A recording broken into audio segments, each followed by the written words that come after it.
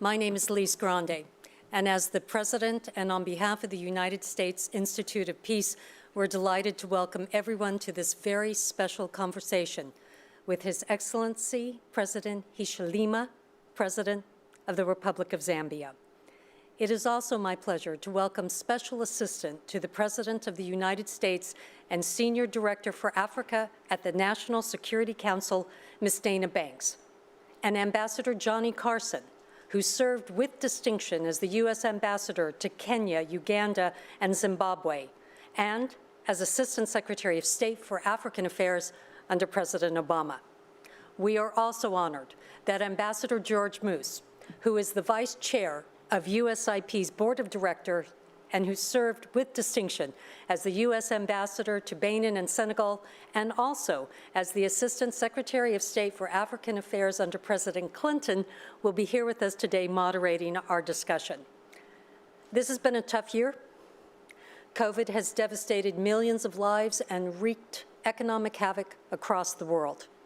Enormous pressures have strained democratic processes and systems, in some places to the breaking point. In Africa, there have been 2 coups in Mali, 1 in Guinea, a military transfer of power in Chad, and failed coups in Niger, and now Sudan. Against this backdrop, Zambia's presidential elections last month stand out. For the 3rd time in the Republic's history, power changed hands via the ballot box democratically and peacefully.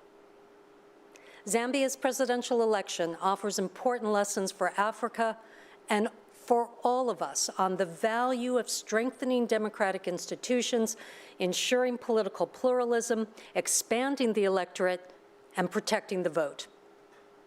We invite everyone to follow today's conversation on protecting democracy, expanding opportunities, and building peace in Africa and Zambia and around the world on Twitter with hashtag #HichilemaUSIP. It is my honor to welcome Ambassador Moose to the podium.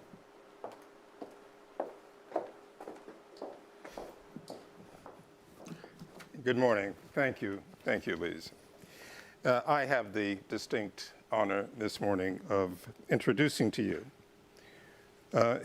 His Excellency President of the Republic of Zambia, Hakainde Hichilema. Let me begin by offering my sincere congratulations to President Hichilema for his recent election, which marks an important milestone in Zambia's democratic progress. Today's conversation is especially timely, given the significant challenges that Zambia and indeed the entire African continent have faced during the past year. Not least of these, of course, is the COVID pandemic, which has impacted millions of lives across the continent and impacted every African economy. It also has placed a particular strain on democratic institutions and democratic processes. Despite these challenges, just a few weeks ago, for the 3rd time in Zambia's history, political power changed hands via the ballot box, not just democratically, but peacefully. It was the culmination of a voting process that was widely seen as free, fair, and transparent by both Zambians and by the international community. On August the 24th, at the conclusion of that process, His Excellency Hakainde Hichilema was sworn in as the 7th President of the Republic of Zambia. In his campaign message, the President urged Zambians to respect democratic values, to address corruption, to restore the rule of law, and to revitalize the economy, a message that resonated with Zambian voters across the country. It was also a message that stood in sharp contrast to the increasing threats to democracy in other parts of Africa. Zambia's 2021 presidential election offers important lessons, and not only for Africa, on the value of strengthening democratic institutions, of ensuring political pluralism, of expanding the electorate, and of protecting the vote. USIP shares President Hichilema's democratic vision and his aspirations for his country and for the African continent. Mr. President, we are indeed honored that you and your delegation have agreed to join us here this morning. I would like to invite you to the podium to share with us some of your perspectives on the recent elections, but moreover, their importance not only for Zambia, but for the African continent. Mr. President, please, the podium is yours.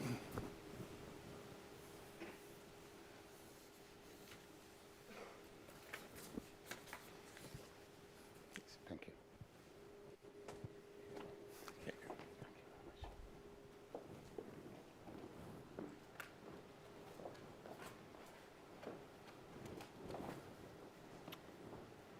Thank you very much. Thank you very much. We're excited to be here. Very excited to be here. We're grateful for the opportunity that has been given to us to engage with the U.S. Institute of Peace, of course, senior government officials and other dignitaries that are here. On behalf of the people of Zambia, we're grateful, very grateful, for your warm reception and inviting us to this platform, this very important institute in fostering peace, I believe, not just in your country, but internationally. Peace, security, and stability are of great importance to us in our country, in our region, and indeed in the world.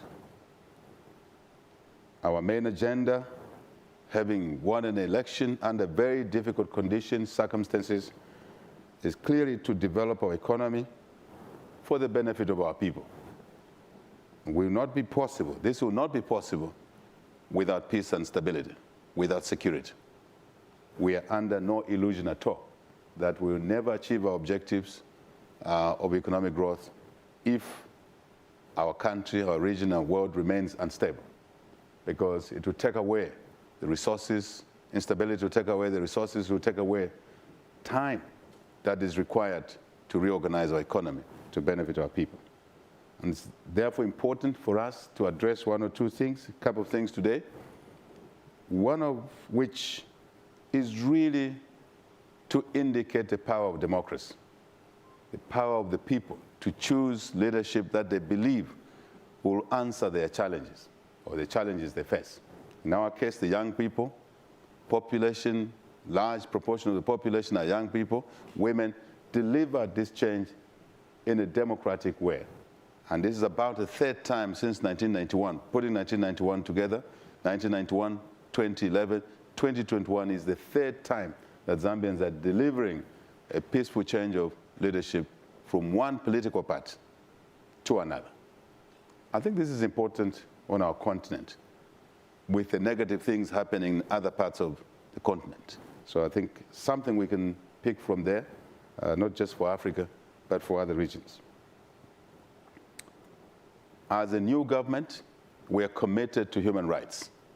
We're committed to restoring the rule of law. We are committed to fostering democracy and what it offers for our people beyond our national boundaries. Transparency is very important in the way we will run the country going forward. Free media, very important. Fourth estate. We've already sent a message, clear message to the media that they will self-regulate. They are very excited about this as a media, because they've been gagged for too long, they've been attacked for too long in their cause of duty, unnecessarily. This will be a thing of the past. As I said, civil liberties, freedoms are very important to us, fundamental to a democracy. We're committed to good governance. As I said, good governance goes with restoring the rule of law. Just order in a country. Before we took over, before we assumed leadership for service, the country was in a very difficult space. A woman, widowed woman, could not trade in a market, could not feed her children by trading in the market because party zealots, cadres, hounded them out of markets. Just by a word of mouth, we've restored normalcy in public places in our country. That's what democracy can do, with little effort, little money, but leadership is crucial. I think as part of lessons to learn, leadership is very crucial on our continent, in our individual countries. The COVID-19 situation has not helped our situation, or indeed yours and other countries. And I think it's important that we as a global community invoke and work together to mitigate the negative effects of the pandemic. We've inherited a very, very challenged economy, a huge debt mountain. We have to dismantle this because it's taking away resources for development. Two elements in our budget stand out. Two, only two, generally. One is debt service. Two is public sector pay. And they take away resources meant for investment expenditure, revenue generation, and therefore opportunity for our people in terms of jobs, in terms of business opportunities, in terms of health, education. So we intend to deal with this issue vigorously, and obviously we invite the support of countries like yours and other countries that are part of the civilized world. Very important. Revolving around issues revolving around this matter is of paramount importance to us because we know if we do not bring COVID under control, we have no chance in hell to revive the economy. And also, the first world would not have done or achieved much by vaccinating your people, and our people are not being vaccinated because we will become a perfect host or hosts for mutations. The pandemic will mutate in our countries. So you will not be successful here unless we are successful everywhere. We are committed as a new government to fiscal discipline, macro stability, growing our economies of paramount importance. That's what will support the social side. I like talking by way of equations, mathematical. One side is the economy, one side is social support. There's no way we can make social support viable, this part of the equation, if the economy is deliric, if debt is choking us. So we intend to use the mandate given to us by the people of Zambia to get this equation balanced properly and working for our people.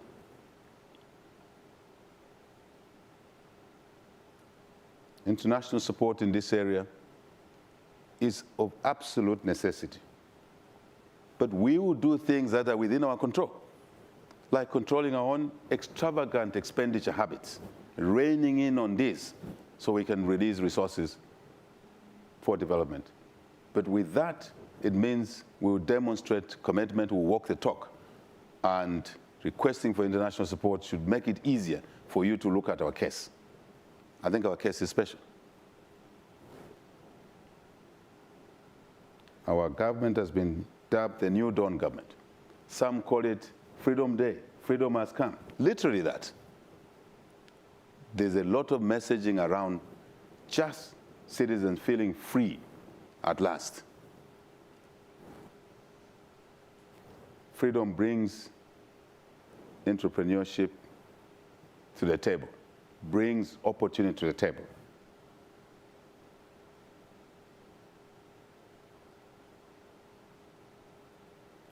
Environment is very important to us. We cannot accelerate economic development because we need it at the expense of opportunities for future generations. We've set up the Ministry of Green Economy and Environment. We've set up the Ministry of Small, Medium-Scale Enterprises to combine the needs of creating opportunities for our people, but at the same time, making sure that we do this in a responsible way, in an environmentally sustainable way. Because of where I am, this platform you've given me, I just want to confirm that we're committed to making our contribution, active contribution in fostering peace, stability, security on our continent. This is top priority. Again, a mathematical relationship or expression, this equation of economic development on one side cannot happen without peace and stability, security on the other.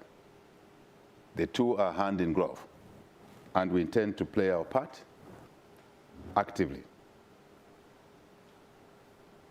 Zambia is committed to taking steps that will assure stability on our continent, on the global platform. Zambia's efforts, combined with the regional efforts, regional economic groups, SADC, where we belong, African Union, the United Nations, countries like yours that know the dangers of insecurity. You know it well, we all know it very well. We know the damage it can cause and the social friction and suspicions that can arise if this is not managed properly. So we'll play our part.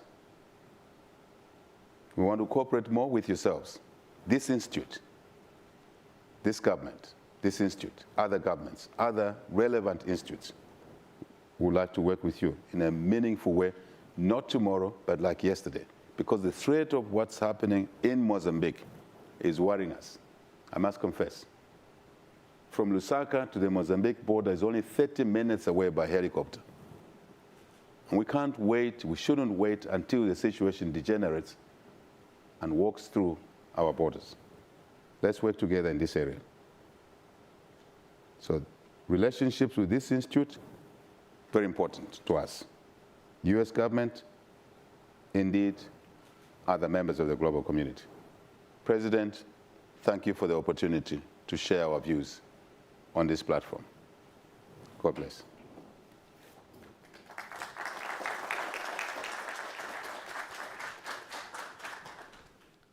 Mr. President.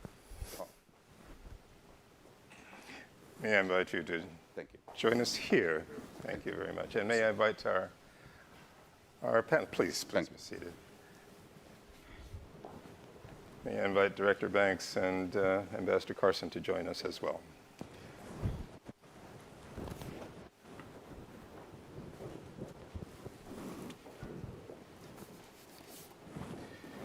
Mr. President, we're delighted that you have agreed to join us in this format because it gives certainly all of us, but particularly you, an opportunity to perhaps delve a little more deeply into some of the themes that you outlined in your excellent remarks here. Indeed.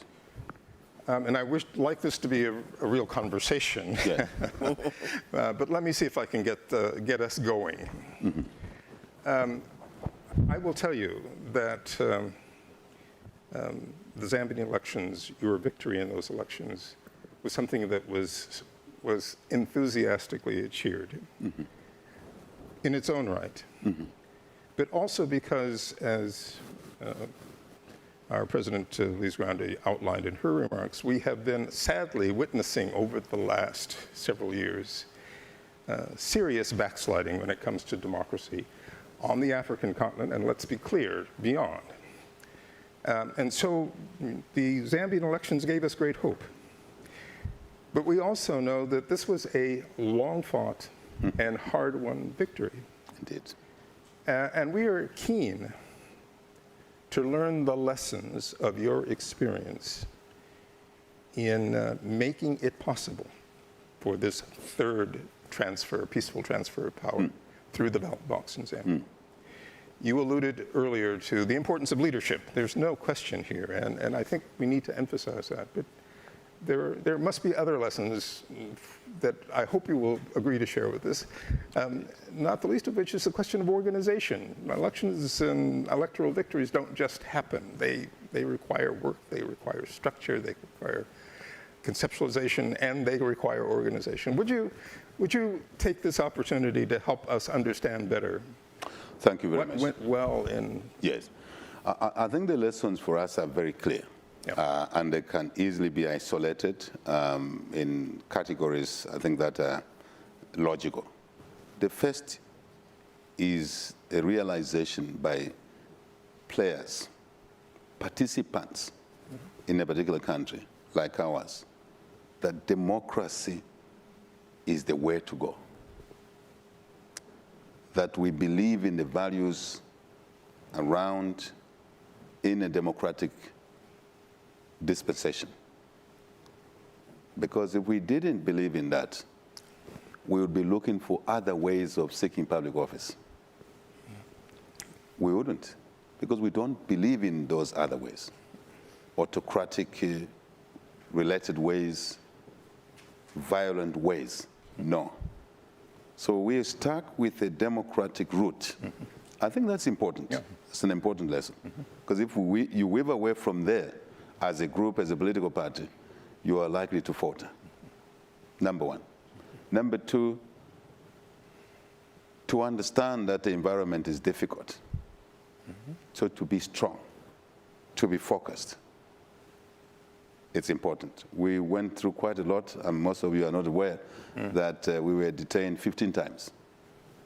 And for many, if they would probably not survive 15 detentions. Yeah. So resilience, because you focused. Number three, strategy. Strategy. Yeah. Strategy in terms of what we want to achieve, how to do it. Tactics. We should have been in office much earlier. We believe we won a couple of elections, 2015, 2016, in a by-election. But we did not assume public office because we did not button up certain things. We think the election results were marginal, marginally in our favor, we believe. This is not for today's debate. That's our belief. But because the results were not decisive, we allowed the people who count the votes and the regime in place to manipulate the results.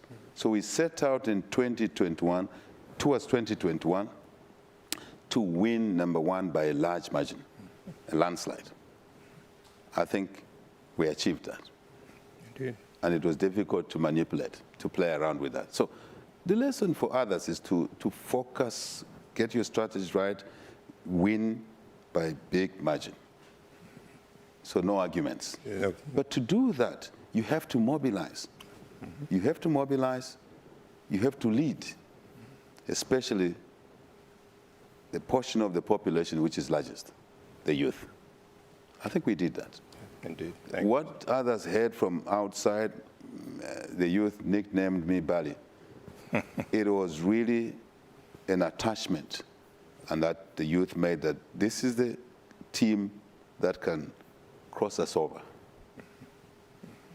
So we did that. Number two, we understood that if we just won, although we would win by a large margin, without protecting the vote, it would be an exercise in futility. So we put in place a program for vote protection. We did that. I think these are the two key things.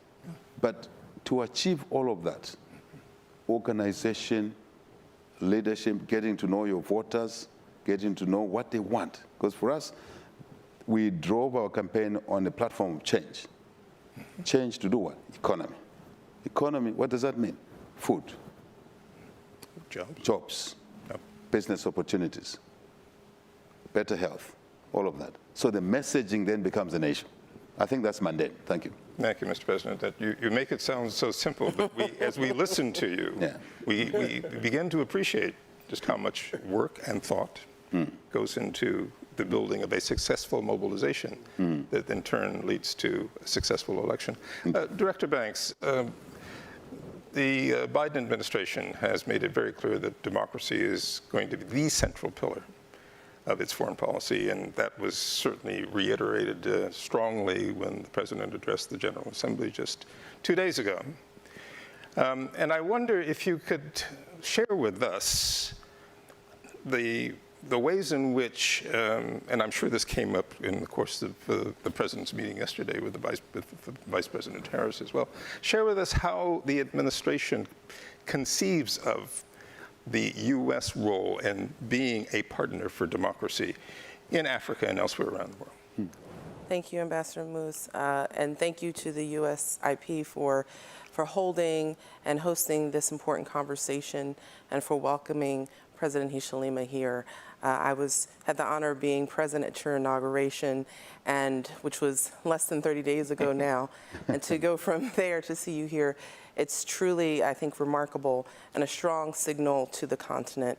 And really exemplifies, Zambia does, and your victory and what you have done so far even exemplifies what the Biden-Harris administration wants to do in terms of promoting democracy. And as we've heard this week in President Biden's speech at the UN General Assembly, as is stated in our interim national strategic guidance, democracy and democratic ideals are the foundation of our policy, both at home and abroad, but particularly in our U.S.-Africa policy, because we firmly believe that with the trends of authoritarianism that we see around the globe, and certainly also in Africa, that we need to counter that with strong countries and democracies who have shown, not just stated, but exemplified and exhibited a commitment to democratic ideals, because it is democratic ideals, it is strong democracies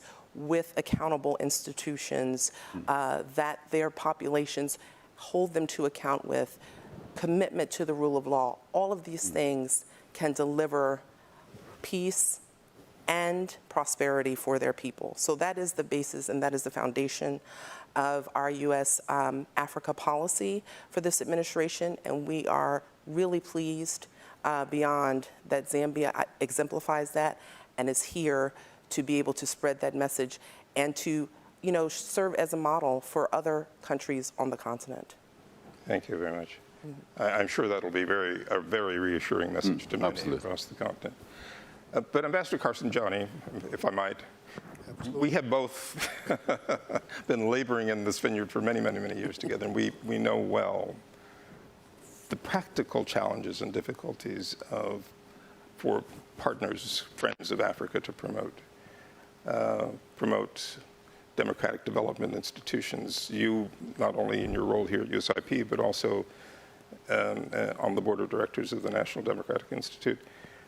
And I wonder, we have both, I think, as we watched the recent developments, questioned ourselves about what it is we need to do differently or do better in a practical way, not just in terms of our rhetorical commitment, but as a practical matter. And I wondered if you would share with us and with the President your thoughts about what lessons we should take from the Zambian experience. Ambassador Moose, George, thank you very much for the question.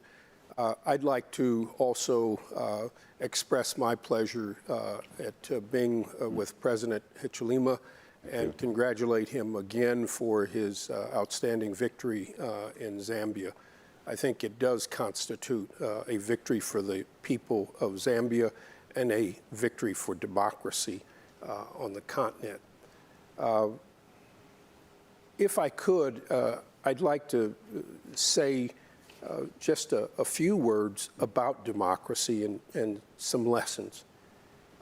Your victory is an encouraging signal that the demand for democracy in Africa remains very, very strong, and that there is an overwhelming desire among people to be able to select their leaders, to be able to know that their government is one that they have chosen and one that is going to be responsive to their desires. The polling data out there strongly tells us, based on what we see, that an overwhelming majority of Africans support multi-party democracy. They support term limits for presidents. They're opposed to military coups d'etats, and they want governments that are responsive to their people. But as Ambassador Moose pointed out, and as your own experiences probably tell you, achieving democracy is an enormous challenge. We also see, based on what's been happening around the continent these days, that democracy is still enormously fragile in Africa, and that sustaining democratic progress is at risk in many places. And it's at risk in many places, I think, fundamentally for several different reasons, which you and other leaders will have to grapple with, and some of which you've already spoken. Enormous democratic backsliding, people trying to change constitutions to keep themselves in power. It's also a reflection of a rising authoritarianism in Africa, where a dozen leaders have enhanced their power through various means. And now we have a couple of other things that are out there that are of concern. And one clearly is the rise of violent extremism. And you see it very closely in your own neighborhood for the first time in northern Mozambique. And that is a challenge.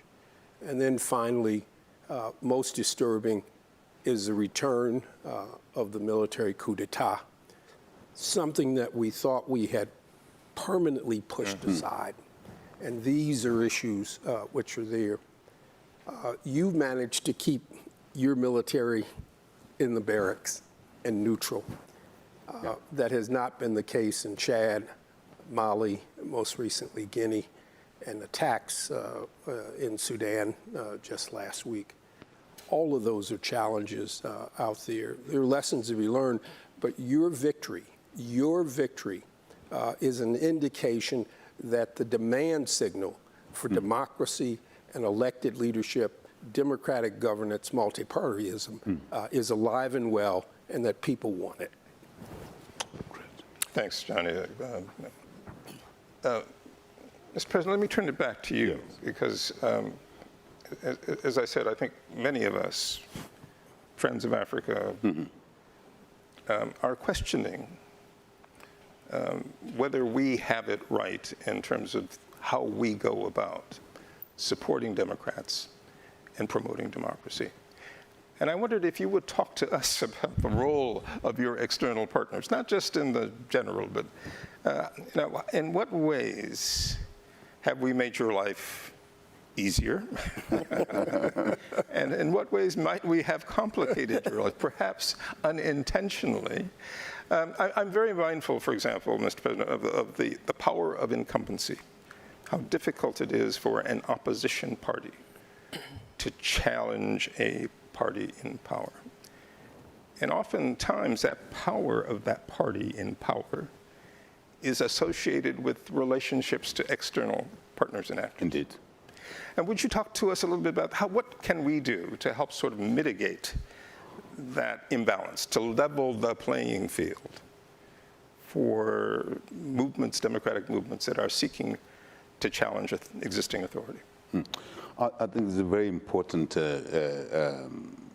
issue you've raised. But before I delve into that, just to express my agreement to my colleagues on the left.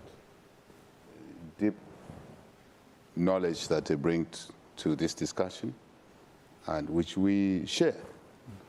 There is no democracy, a genuine democracy, that is shielded from what's going on elsewhere.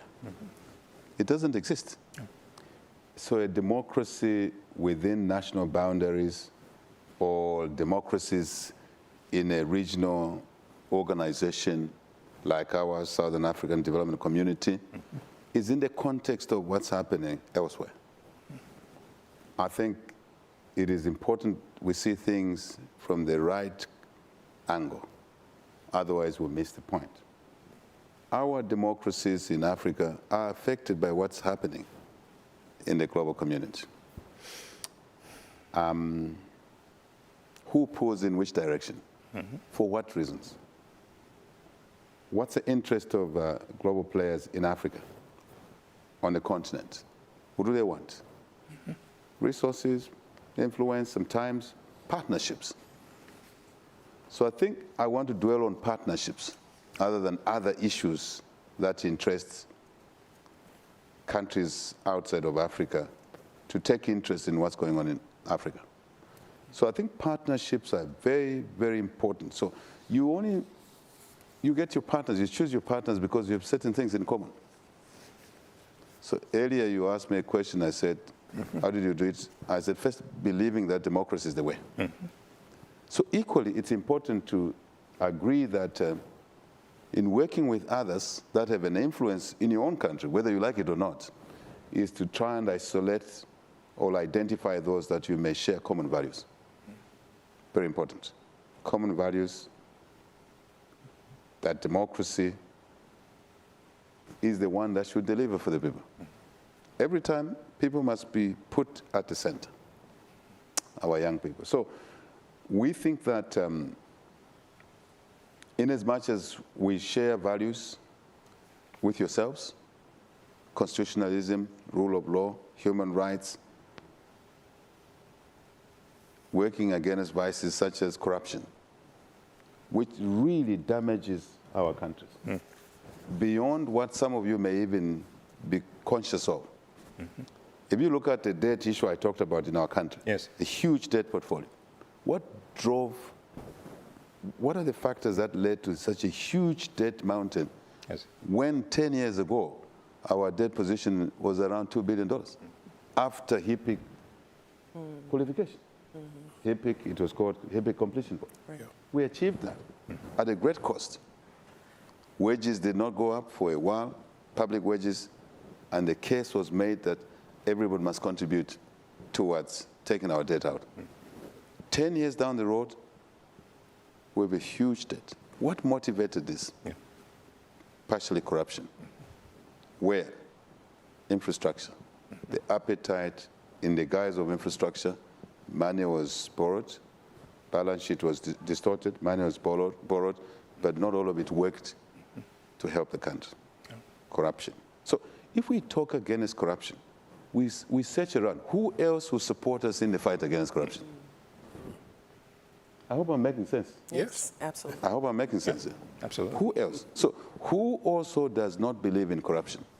Because we have to relate with other people. We're not in an island. We're a global village. So this is where alignment to values will be durable, will be long-lasting, because you don't have to persuade others to share your views because you already have a shared views based on values. Very important. I will not drive it beyond there. I think you understand what I'm saying. Again, we need to know that we cannot run a country's elections purely on our own. We need minimum standards. What would we say are minimum standards for a democratic election to be called an election which is free and fair? So electoral bodies that manage our elections, how do they do it? How independent are they? How will they ensure that the results reflect the will and wishes of the people? We have seen it before. So we're working on those issues, but we can only do that together with others that believe in what we believe in. And then we can offer opportunities for our people. I want to believe that if we leave, say, countries on the African continent on their own purely, without supporting them, we risk seeing a backslide in democracy. Because the issue of colleagues wanting to extend their stay in office beyond what people have said, citizens have said, 10 years is enough. Whatever years you agree, some are here, they're extending the term to 6, 7 years.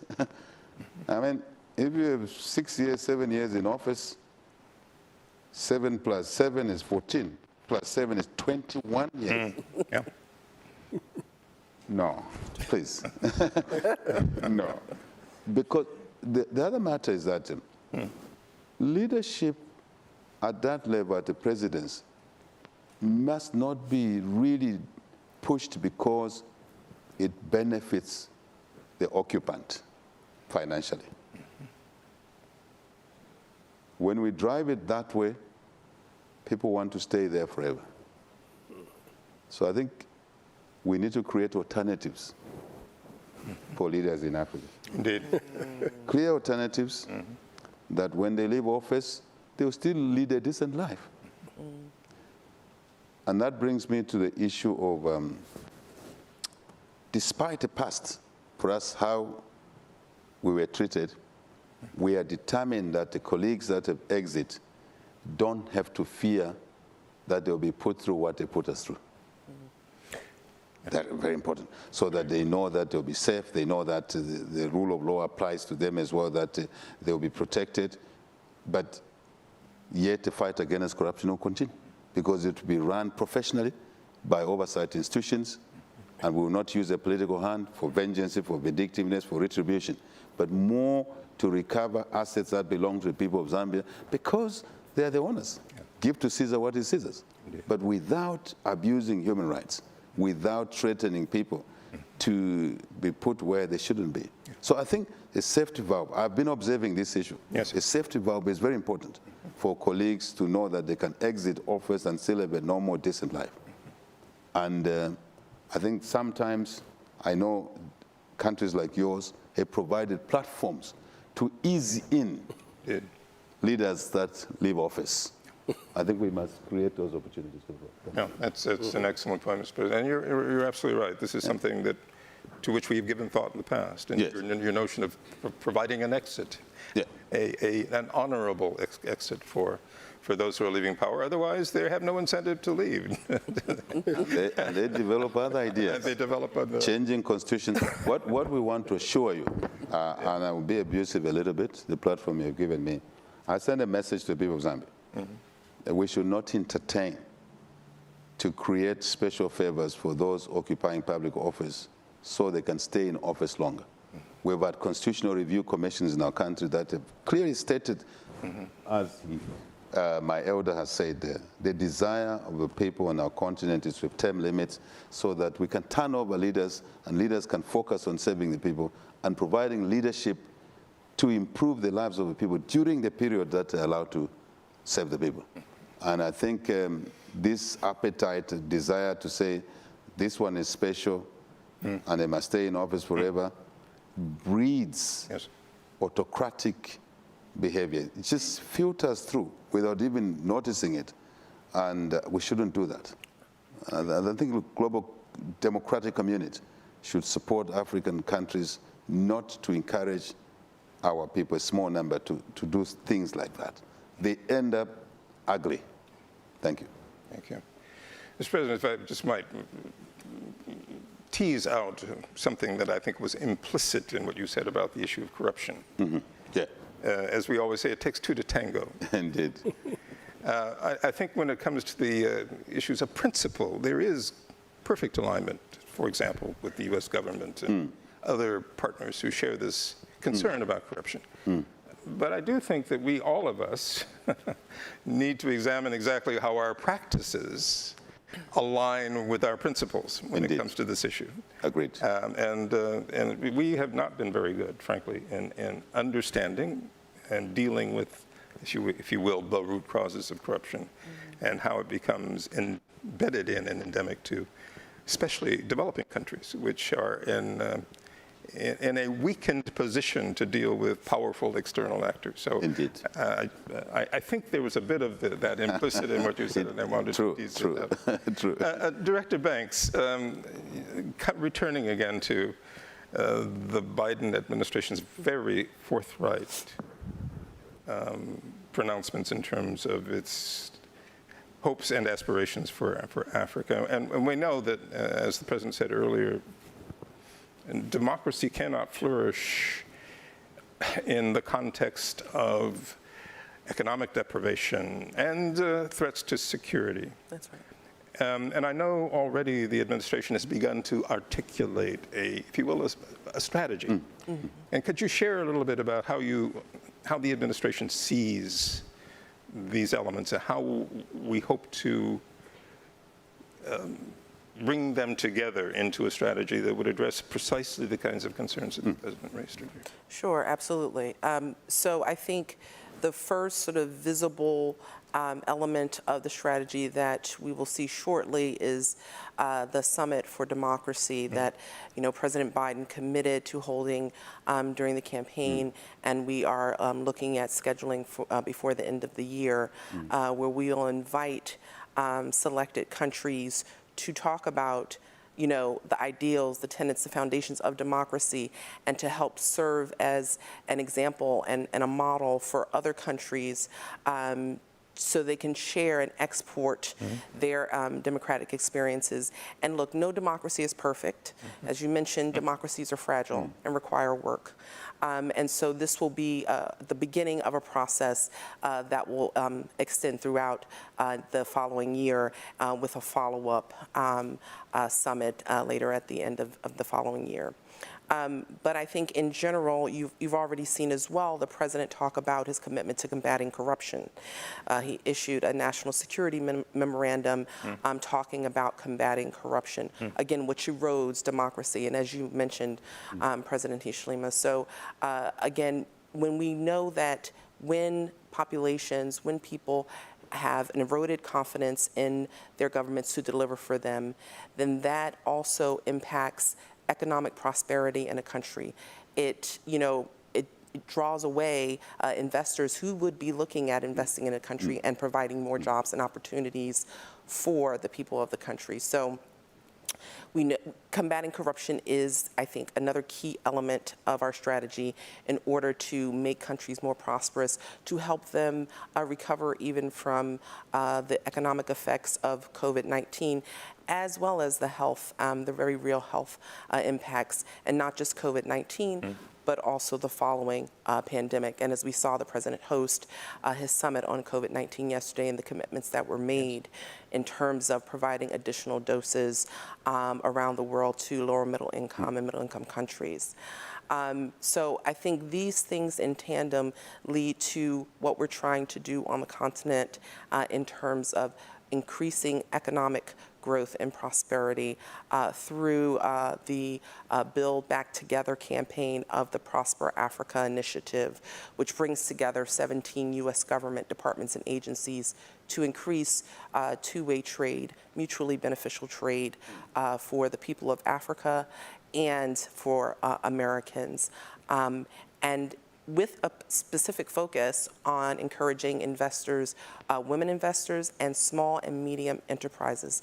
So I was very encouraged to hear, President, about your creation of a ministry focused on small and medium enterprises. So again, Zambia really is leading the way as an exemplar of the U.S.-Africa policy that this administration is trying to promote. So I think if you look at all of these elements, how democracy delivers for its people, how combating corruption increases confidence in the people and in investors, and that can bring greater security. So that's the final element of the policy. And you talked about, I know you're concerned with what's going on in northern Mozambique and security. And really, if you look at the root causes, it is about lack of opportunity. It's lack of, jobs and education. So, and even though it will take some time to address, we have to start looking at the root causes, which we are, while we're focusing as well on youth and making sure that they're fully engaged and have employment opportunities that will deter them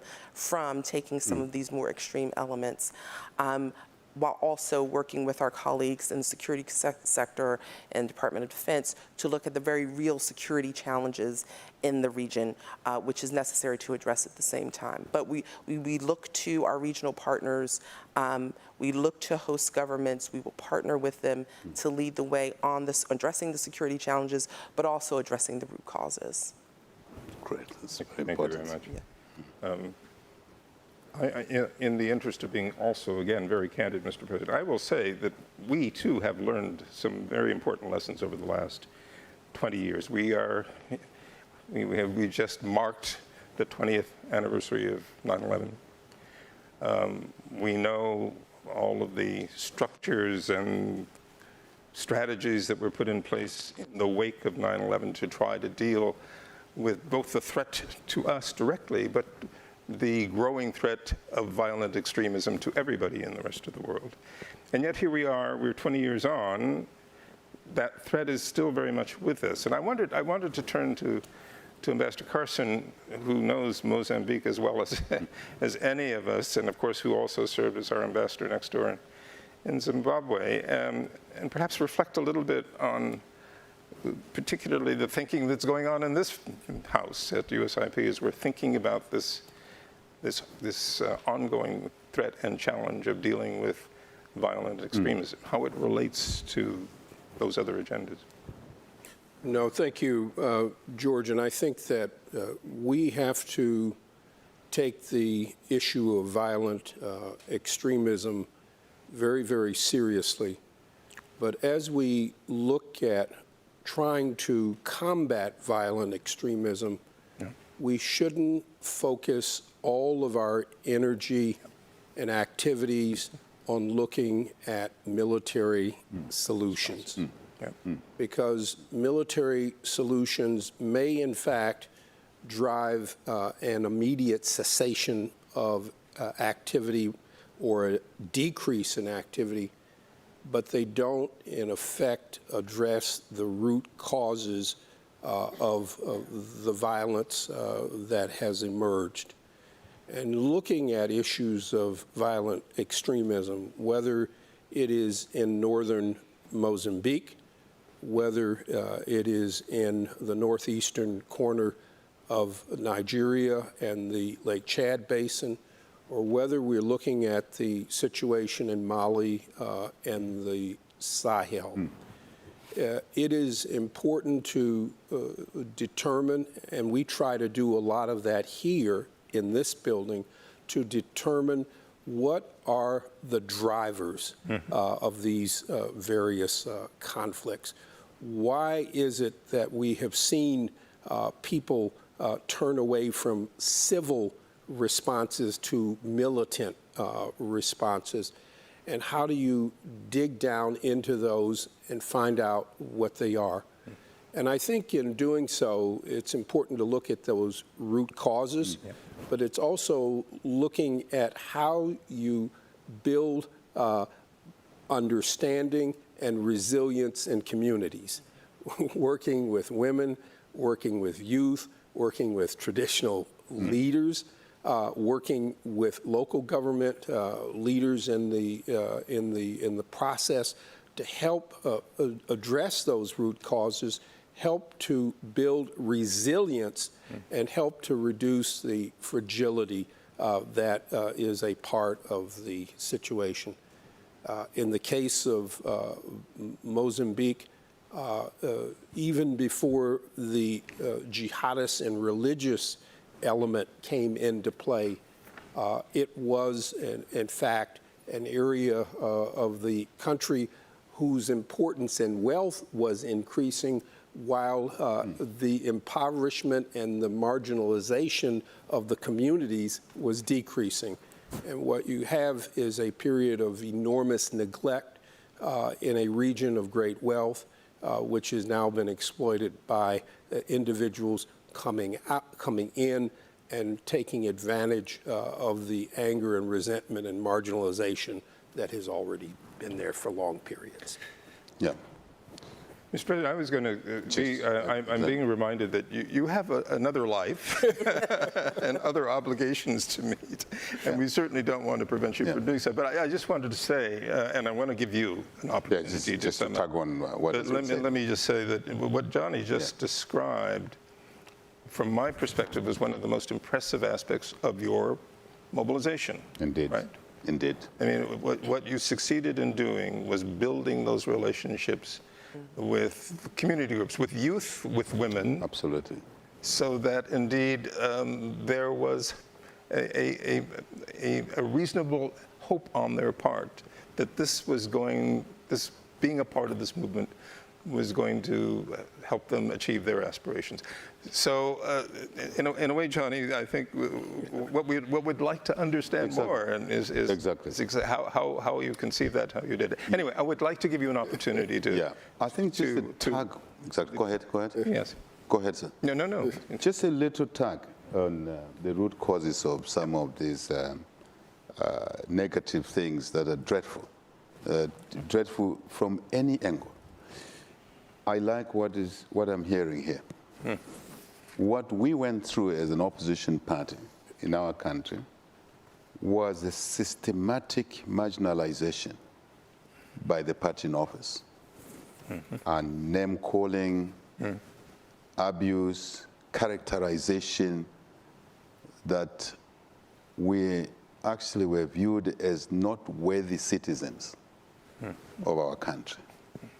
And we had to come around that characterization to make sure that citizens didn't believe the things that were said. So it is possible for a regime to create an imagery position of a genuine democratic opposition party, which leads to marginalization, which leads to exclusion.